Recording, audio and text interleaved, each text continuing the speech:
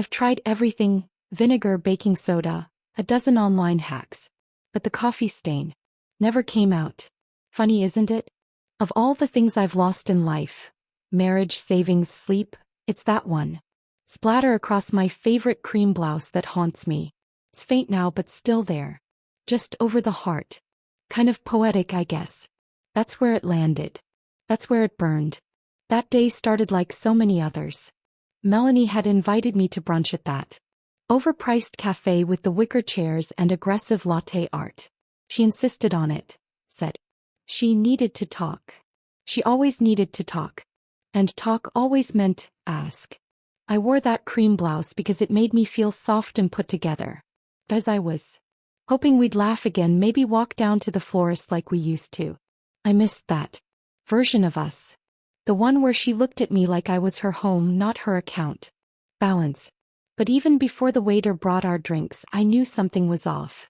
She was fidgety, checking her phone, glancing at the table next to us like she didn't want to be seen with me. She always does that when she wants something big. Like if she distances herself just enough, it won't feel like stealing. It'll feel like borrowing from a stranger. Then came the question. She said Ezra's school fees had gone up, that the grocery prices were insane, that she'd maxed out her last credit card on essentials. I asked what essentials. She said skin treatments, the dentist, and a girl's weekend she couldn't back out of. Then she smiled like it was a joke. Like asking your retired mother for $2,000. Again, was funny. I stirred my tea. I didn't answer right away. Because I already knew. This time I was going to say no. Not because I didn't love her. God, I love her more than my own breath. But I was tired of choosing between her survival and my dignity. So I looked her in the eye and said, I can't do that anymore, Melanie. There was a pause. She tilted her head. Blinked. Like she didn't understand the words. Then she leaned in, her voice sharper than I've heard in years, and whispered, You always say that. Then you give in. I didn't raise my voice. I just shook my head. Not this time. Her eyes narrowed. Her jaw twitched. And before I could reach for my tea, she picked up her oversized latte, foamed to perfection, double-shot vanilla syrup, and threw it across the table. The cup shattered. Coffee sprayed like shrapnel. Hot. Bitter. Directly onto my chest. I gasped. Not from pain but from disbelief. She stood up, grabbed her purse and said loud enough for everyone to hear. You're unbelievable. A selfish old woman pretending to be a saint. And she walked out. Just like that. The waiter brought me napkins. The woman next to me offered a Tide pen. I nodded, smiled, thanked them both. Said it was fine. That it wasn't a big deal. But it was. The heat faded quickly. My skin barely reddened. But that moment, it scorched. Something deeper. Something I didn't even know could still burn. I paid the bill myself. Walked home alone. And when I took off that blouse, still damp, still sticky, I stared at it for 10 minutes. I didn't cry. I didn't scream. I just rinsed it under cold water like the stain was the only thing I could still control. Because here's what I haven't told you yet. That wasn't the first time she hurt me. It was just the first time I believed it was on purpose. Melanie has always struggled. Always needed help. Always found a way to frame her desperation as my responsibility. When she dropped out of college, I said, It's okay, I'll help you find your way. When she married Ryan, that manipulative mess of a man, I said, If you're happy, I'll support you. When she showed up at my door with baby Ezra and a black eye, I said, Come in. We'll figure it out. And I meant it. Every time. I co-signed her apartment lease. Paid for childcare when she got fired. Covered therapy. When Ezra started biting his nails bloody from the stress. Because I thought that's what mothers do. We hold up the world while ours crumbles quietly beneath us. I kept thinking she'll grow out of it. She'll thank me one day. But that day never came. Instead, what came were late-night calls about bounced payments. Requests for just a little help this month. Passive-aggressive comments about how other grandmas do more. And I did it all. Until that brunch. Until the coffee. Until I realized that the daughter I raised was gone. And the woman in her place saw Me not as a mother but a source. Well, a resource to tap until dry. And when I finally tried to cap the well, she burned me. People ask why I didn't press charges. Why I didn't cut her off right then and there. But trauma doesn't move in straight lines. You don't draw a clean boundary after 30 years of being trained to ignore your own. You wipe the stain. You make tea. You pretend it's not as bad as it was. Because if you say it out loud, that your daughter assaulted you over money, it becomes real. And for a while I wasn't ready for real. I told myself it was a mistake. That she was overwhelmed. That maybe the coffee wasn't that hot. That maybe I had been a little selfish. But I knew that moment wasn't the start of the damage. It was just the moment I stopped hiding it. And it was the moment I started taking notes. Because something in me woke up that day. And it whispered, if you don't protect yourself now, no one will. So I kept the blouse. Not as a trophy. Not as proof. But as a reminder. That love without limits isn't love. It's erasure. And I was done disappearing. It didn't start with coffee. It started with baby teeth. I remember the first time Melanie needed money like it was oxygen. She was 19, had just moved out with a boy I didn't trust and a dog she couldn't afford. Her electric had been shut off and she called crying because Ezra, just a toddler then, had a fever. And she couldn't warm a bottle. I didn't think twice. I wired the money. Paid the overdue bill. And when she said, "Thank Mom, I don't know what I'd do without you," it felt like I'd done the right thing. But that sentence, "I don't know what I'd do without you," turned into a script. Rewrote and reused every time the consequences of her choices came knocking. I was never her mother. I was her fallback. She called me when she overdrafted her checking account because she forgot Spotify was linked. She called me when she bounced a rent check because she went out for sushi.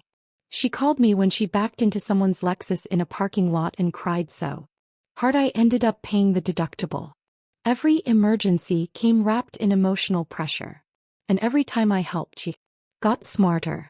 The ask started small, 20 here, 100 there. Then came the bigger things. Rent, groceries, therapy for Ezra, therapy for her. And somewhere along the way I stopped keeping track. I didn't want to know how much I'd given, because knowing would mean confronting the truth. I was her financial plan. Not her mother. Not her guide. Her plan. It didn't matter that I had my own limits. That I was retired.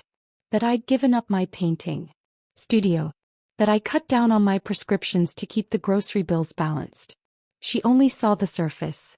Oh, Mom owns her house. She's fine. Mom used to work in finance. She knows how to manage. Mom's too nice to say no. I was the golden goose with a gray bun. Melanie used my credit for emergencies.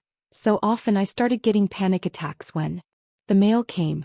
I'd see envelopes with my name but her purchases. Bulk Amazon. Boxes filled with self-care kits, shoes, exfoliating serums. She used my address because hers was always temporary. I once caught her explaining to a friend on speakerphone that I was just helping out. With a few things. I refinanced my home so she wouldn't get evicted. I liquidated a small retirement CD to pay for her divorce lawyer. I pawned my mother's sapphire brooch for Ezra's private school entrance fees, because Melanie insisted that public school would ruin him. Every time I pulled back, she found a new way to reach deeper. She started borrowing my car. One time she left it at a spa an hour away, unwashed. Empty tank, a new parking ticket on the dash. When I asked why she didn't bring it back, she said, "You weren't using it anyway." God, Mom, be useful. That's the line that kept echoing. Be useful. Not loved. Not appreciated. Not respected. Useful. Melanie's version of love was always transactional. And I kept paying the invoice. Ezra was the only flicker of light in it all. He was quiet, observant, kind. He used to love coming over and helping me in the garden. He'd ask questions about the war, about my childhood, about the birdhouses I collected. But even he started pulling away. I'd catch the shame in his eyes when his mother snapped at me. He started calling less. Showing up late. Retreating into his headphones like the chaos around him was just background noise he could tune out. I wanted to fight for him. I wanted to sit him down and say, "You don't have to become her." But every time I got close, Melanie would intercept. "You're confusing him," she'd say. "You're undermining my parenting. Don't guilt trip him. He's a teenager." She used Ezra as a buffer, as leverage, as an excuse. And I let her. Because some small part of me kept hoping, maybe if I just hang in a little longer she'll turn a corner, grow up, come back. But she didn't. And the tipping point wasn't the money. It was the moment I realized she felt entitled to my pain. One afternoon I got a call from the fraud department. Someone had ordered nearly $600 worth of luxury skincare products using my name and billing info, but to be shipped to an address I didn't recognize. I knew immediately. Melanie. When I confronted her, she didn't even blink. She laughed. "You really want to die with money in the bank and wrinkles on your face?" I wish I could tell you I hung up, that I blocked her number right then. But I didn't. I just sat in my kitchen with the phone in my hand and the weight of 30 years on my back. Because here's the twisted truth about being used by your own child. It's not just betrayal. It's grief. Grieving the daughter you thought you raised. Grieving the mother you thought you were. That brunch, the coffee, the stain, the shattering, wasn't sudden. It was the final transaction in a long history of withdrawals. My body just happened to be the last card she hadn't maxed out. And the most painful part? I thought I was saving her. But I was the raft. The thing keeping her afloat while I silently drowned. She never learned to swim. Because I never let her feel the water. After the coffee incident, I didn't hear from Melanie for 3 days. Not a call. Not a text. Not a knock on the door. I checked the mirror each morning, the pink scald on my collarbone still raw, still raised. It looked like an accident. That's what I told myself. That's what I told urgent care. Accidental spill during brunch. But accidents don't scream, "You're unbelievable." Accidents don't happen mid-tantrum over declined cards. Accidents don't aim. The 4th day she came over without knocking and headed straight to the kitchen. She didn't ask how I was. Didn't glance at the blister. Just opened the fridge and said, "You're out of oat milk again." Like nothing had happened. I stood there, still in my robe, watching her pour coffee into one of my favorite mugs. The one with the hand-painted violets from my mother. I flinched at the sound. "You know," she said casually, "Ezra needs new shoes. Can you sell me?" Not please. Not I'm sorry. Just can you? I took a breath. I'd been rehearsing this. "Melanie, I think we need to talk about what happened." She sighed so hard it could have blown out candles. "Mom, seriously? You're not going to guilt trip me over coffee. It was a mistake. You're just being dramatic." Dramatic. That's the word you use for theater. Not third-degree burns. Kept my voice even. "You hurt me. And I need to understand why you think that's okay." She rolled her eyes and slammed the cup on the counter. "You know what? You're selfish." I blinked. "Excuse me. You're supposed to help me. You're my mother. God, you act like giving a little money. It's such a burden. Meanwhile, I'm raising a teenager, juggling bills, trying not to drown. But no, Judith needs to be comfortable in her precious little house with her fancy electric kettle while I'm out here scraping." My ears rang. Selfish? I wanted to shout. To remind her how many bills I'd paid, how many nights I spent awake worrying, how much of myself I'd drained trying to keep her head above water. But instead I stood there stunned. And for the first time I felt something stronger than anger. I felt afraid. Not of her fists, she wasn't violent, not in the traditional sense, but of her mind. Her ability to warp reality until I was the villain in her story. She made me doubt my own memory. Had I really done enough? Was I being dramatic? Was I selfish for wanting peace in my own home? Later that night, I sat on the edge of my bed holding a checkbook that had gone missing. For 2 days. I found it tucked in a drawer Melanie never used. Several checks were torn out. I couldn't remember if I had signed them. I checked my jewelry box next. My gray Tance rose gold ring, gone. A tiny oval garnet. In a delicate claw setting. Worth maybe a few hundred but priceless to me. I didn't confront her. Not yet. I needed to be sure of something before I lit that match. The next morning I met my friend Joan for coffee. Real coffee. Safe coffee. We've been friends since we were 25, long enough for her to know when I'm lying with a smile. When I told her about the incident, the missing ring, the checks, I expected her to gasp. Or deny. Or offer some gentle excuse like, she's just stressed, or kids don't mean it. But Joan didn't do any of that. She stirred her cappuccino slowly and said, "That girl doesn't love you, Judith. Loves your wallet." It was the kind of sentence that hits harder because you already know it's true. I looked down at my cup and tried to blink the tears away. "I'm scared of her," I whispered. "Not what she'll do to me. Just what she'll take." Joan reached across the table, put her hand over mine and said, "Then it's time to start locking the doors." That night I didn't sleep. Not because I was tossing and turning, but because I was planning. At 2:17 a.m. I changed every password I had. Banking, emails, streaming accounts. Even my cloud storage. I opened a new checking account at a different bank. Didn't know existed. I moved what little savings I had left. Barely enough to matter to anyone else, but everything to me. I hid my checkbook in the freezer inside a hollowed-out container labeled old broccoli. I downloaded an app to track credit usage tied to my name. And when I was done, I sat on the floor in my robe and cried. Not because I felt weak, but because something in me had finally snapped free. It wasn't revenge. It was survival. I still didn't tell Melanie. Let her think everything was as it always had been. Let her think she still had access. Because part of me needed time. Time to grieve. Time to plan. Time to say goodbye, not to her. To the illusion of who I thought she was. To the mother I thought I could keep being. And in that silence, something stirred. Not rage. Resolve. It didn't happen all at once. Not like in movies where the music swells and the woman packs her bags in one righteous montage. No, it happened in teaspoons. In clicks. In zips. In the silence between what she expected and what I no longer gave. The first thing I did was unlink my debit card from her grocery app. She'd been using it without asking. Always said she'd pay me back when the child support cleared. It never cleared. But her fridge was always stocked with oat milk and organic blueberries. I stared at the confirmation screen for a long time before hitting remove card. Felt like cutting an umbilical cord. Next, I stopped sending her help every Friday. Melanie was used to a rhythm. $80 for gas, $100 for miscellaneous, $50 when Ezra needed a field trip paid. I used to send it without even thinking. I'd created a system that worked for her. But it broke me. That Friday I sent nothing. Just sat with my tea and waited. The text came at 3:12 p.m. "Melanie. Hey.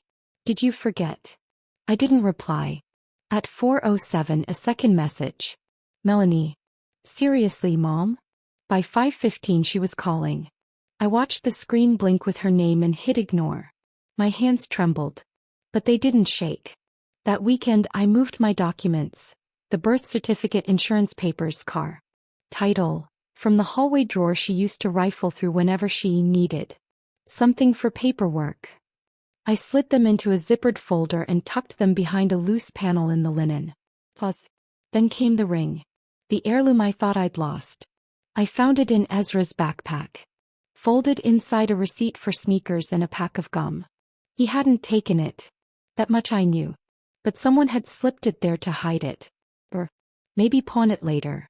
When I held it in my palm again, it was cold and dusty. But it felt like mine again. I didn't tell Melanie. I didn't ask her about it. That same night she showed up at my door. No hello. No knocking. "Why are you being so weird lately?" she barked, stomping in like a windstorm. She looked disheveled. Hair pulled up in a half-hearted bun. Sweatpants. That twitchin'. Her voice she got when control was slipping. "I needed the grocery money. And now the car won't start. I'm dealing with everything. Mom, and you're just, what? Ghosting me." I stood there calmly folding laundry. White towels. Safe things. "I never promised I'd do it forever," I said. She scoffed. "Wow. So now you're just going to abandon us? You think this is helpful?" Ezra's failing science. I can't even get a hold of the landlord. And you're just doing. What? Self-care. It wasn't a question. It was venom. I didn't fight back. Not in the way she expected. I just said, I know the ring was in his backpack. That stopped her. For a breath. Maybe two. She didn't apologize. She didn't even deny it. Just rolled her eyes like I'd found a gum wrapper, not a century-old family keepsake. You're so dramatic, she muttered. It was just sitting there. I didn't think it mattered. That was the moment I saw it clearly. She didn't think I mattered. She didn't think my things, my money, my time, my pain, mattered. And for the first time I didn't try to fix it. I didn't fold. I didn't make her tea or offer her leftovers or let her keep talking circles around my hurt. I folded the last towel, placed it on the stack and said, "You should go." Her jaw dropped. Like she couldn't believe I'd said it. But I didn't repeat it. She slammed the door so hard it knocked a magnet off the fridge. Later that night Ezra texted me. Just one line. "Ezra, are you okay?" I stared at it for a long time. He wasn't a baby anymore. He saw things. He knew. I typed back. Me. I will be. That week I started documenting things. Times she'd shown up demanding money. Photos of opened mail. Bank statements with charges I didn't recognize. Screenshots of text messages. I kept it all in a folder labeled Garden Notes on my laptop. I wasn't planning anything. Not yet. But I needed to see the truth laid out. And I called a lawyer. Quietly. A woman named Teresa, recommended by Joan's cousin. We talked for an hour. I didn't ask about suing or pressing charges. I asked about options. How to protect what I had left. She told me something I'll never forget. You're not punishing her. You're rescuing yourself. I exhaled. As if I'd been holding my breath for years. These weren't acts of war. They were stitches. And every stitch I made closed a wound I'd let her keep open. I still saw her. Still got the random text. The dramatic voice messages. The guilt-laced voice of a child wrapped in a woman's tantrum. But I was no longer her audience. Each small thing I took back, my money, my documents, my ring, my peace, wasn't an act of rebellion. It was an act of return. To myself. There's a strange kind of silence when you reclaim your life. It isn't loud or triumphant. It's steady. Like the quiet after a storm. I sat across from Teresa again, my lawyer. This time I wasn't nervous. I wasn't second-guessing. I wasn't defending Melanie in absentia like I always used to. I was just ready. Let's revoke everything, I said. Power of attorney. Co-signed loan agreements. Any lingering rights I'd given her over. My accounts. We went through it piece by piece. You sure you want to do this? Teresa asked at the end. I looked down at the legal pad in my lap. There in my own handwriting were the words. You are not a wallet. You're a woman. Yes, I said. I'm sure. Took a few weeks. Quiet weeks. During that time I sold the last stock my late husband had left me. Melanie didn't know about it. We'd never spoken about investments. Only emergencies. And somehow her life was always in a state of one. I moved the money to a private account. Not a shared one. Not one linked to my phone, my mail or her apps. It wasn't millions. But it was mine. Enough to start again. That's when I started preparing the house for sale. It was a 3-bedroom ranch, paid off thankfully, but too big now. Too many rooms. Echoing with requests. Too many corners where I used to sit wondering how I ended up being both the provider and the villain. I didn't tell her. I just started packing slowly. Box by box. I donated things. Gave some to Ezra quietly. His baby photo albums. Quilt I'd made. When he was born. He thanked me softly but didn't ask why. Maybe he knew. One afternoon as I was boxing up the spice rack, Melanie showed up again. She didn't knock. She never did. What is this? She barked, pointing to the boxes. You're moving. I didn't lie. Yes. Her face twisted. What the hell, Mom? You weren't even going to tell me? It's going to disappear. I'm not disappearing, I said, folding a dish towel. I'm just not staying where I'm not. Respected. That's when she lost it. She started pacing, knocking boxes over. You're unbelievable. After everything I've been through, you can't just abandon us like this. I need you. Ezra needs you. I didn't shout. I didn't even stop folding. I know you think that, I said gently. But what you need is someone to finance your decisions. And I won't do that anymore. Her voice rose. I'm your daughter. This is what mothers do. I turned to face her. My hands still. My heart steady. You're not entitled to my life. She froze. Just for a moment. Then she grabbed the water glass from the counter and hurled it at the wall behind me. It shattered, sharp and immediate. I didn't flinch. Neither did Ezra. He was standing in the hallway watching. He didn't say anything. But he didn't run to her either. She followed my gaze and saw him. Her face fell like she realized for the first time she wasn't just screaming at her mother, she was showing her son what fear looked like. She left after that. Didn't slam the door this time. Just stormed out like a wave breaking. I finished packing the kitchen. The house sold within 3 weeks. The new place was smaller. 2 rooms, a little garden closer to the library and the co-op. Perfect. The movers came on a Wednesday. They were kind. Efficient. Didn't ask questions. Before I left, I walked through each room one last time. I didn't feel sad. But I did feel something. Not grief. Not nostalgia. More like witness. I had spent decades in that house being everything to someone who saw me as a wallet. With warm hands. Now I was walking out as a person. I left her one thing.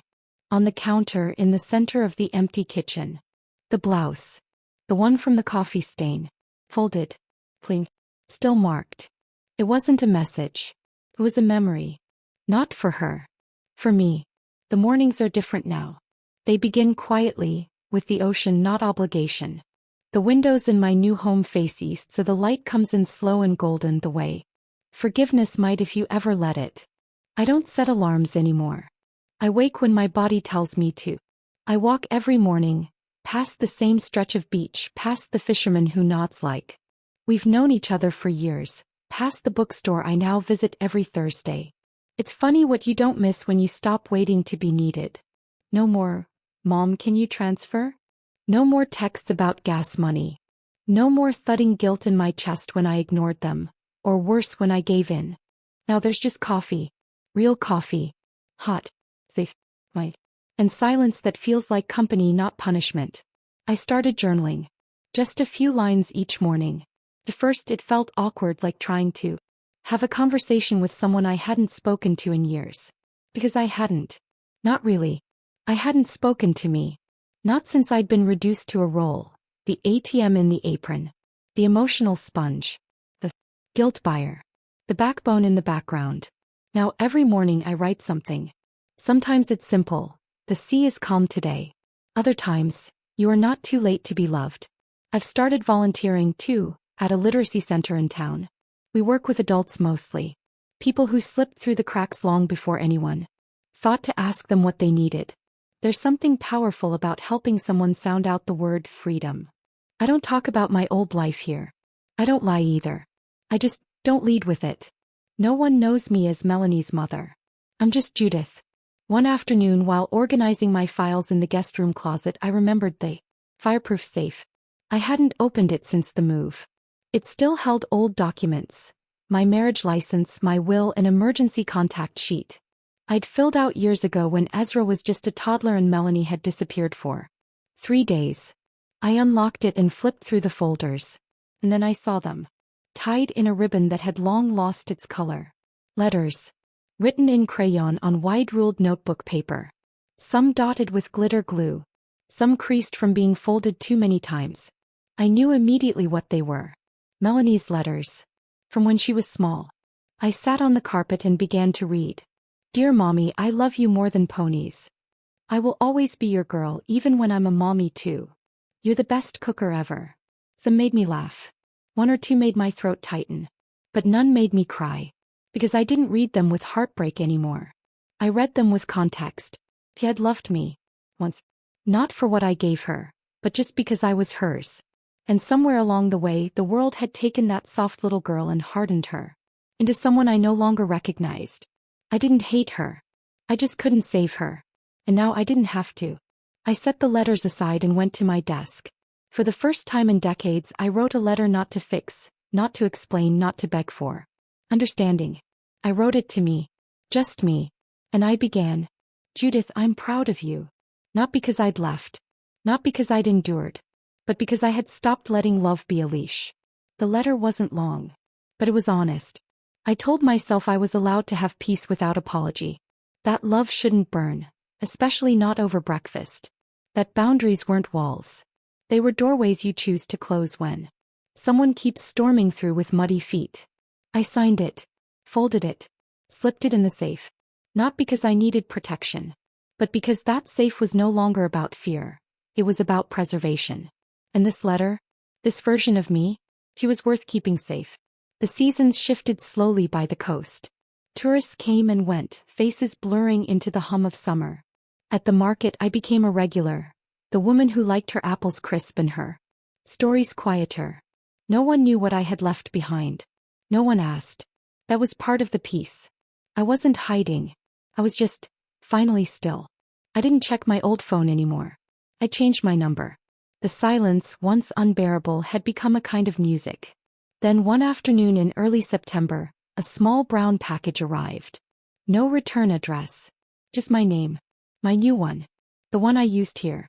I opened it slowly, cautious, until I saw the handwriting. I knew it before I even read the name. Inside was a folded drawing, done in soft pencil. No color, just careful shading, gentle lines. It was me, sitting under the large oak tree. By the beach, the one near the bench where I always brought my book. In the sketch, I'm holding a book in my lap, hair tied back, a mug beside me. There's no chaos. No tension. Just stillness. He'd captured it. The quiet I had built around myself. Tucked in the drawing was a single post-it note. Just 7 words. I miss your calm. E. That was it. No demands. No apology. No update about school or his mother or their new address. Just a note.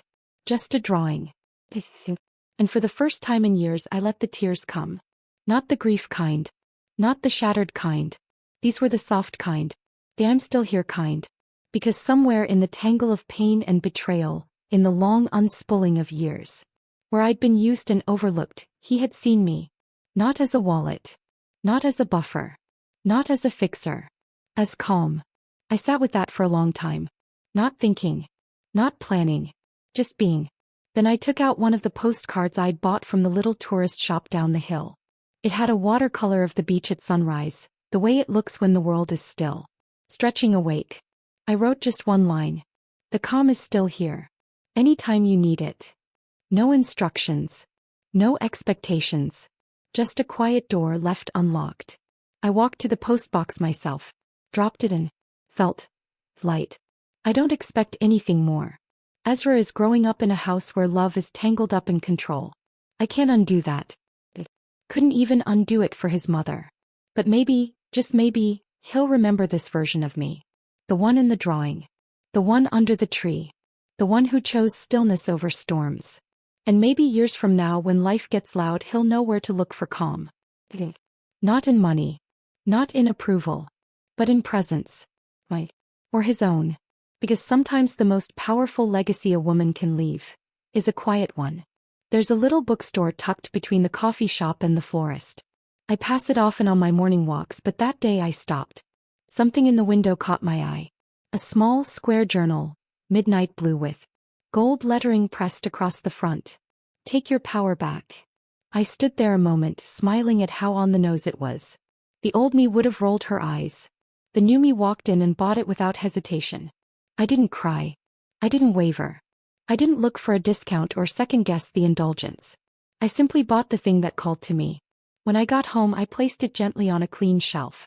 Right beside a single coffee mug. White porcelain. No cracks, no stains. I never replaced the one Melanie shattered. I didn't need to. This one. I chose it myself. The shelf it sits on is simple, uncluttered, intentional. Just like my life now. Sometimes I still reach for words.